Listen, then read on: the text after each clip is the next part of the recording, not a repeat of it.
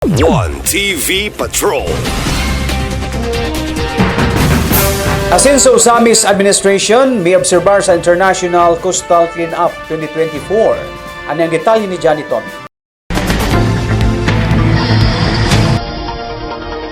Gipanguluhan sa mga personnel sa SWIMO o Solid Waste Environment Management Office sa Dakbayan sa Usamis ang pag-obserbar sa International Coastal Cleanup 2024, September 22.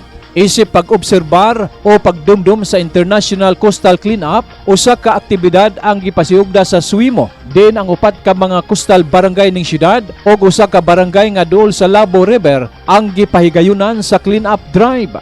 Ang 5 ka barangay mao ang Labo, Katadman Manabay, Baybay Triunfo, Baybay Santa Cruz ug Malaubang.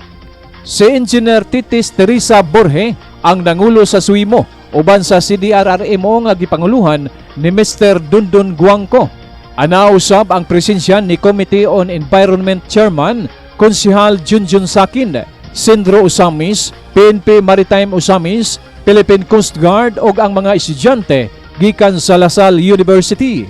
Nakasintro ang maong programa sa coastal area gumikan sa kalibutan hong hulga sa basura, labi na sa mga plastic bottle nga gumikan sa pagpasagad sa katawhan. Apektado na niini ang halapad nga bahin sa kadagatan sa tibuok kalibutan ug mibunga usab kini og hulga sa mga marine life.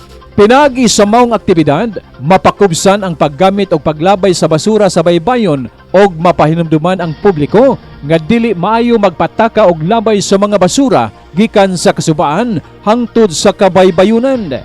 Ang partisipasyon sa mga national agency og mga environmental concern institution sama sa mga university pagpaila kini sa dakong suporta sa asin sa Usamis Administration nga gipanguluhan ni Mayor Indy Waminal nga mikampanya usab sa kaayuhan sa kinaiyahan.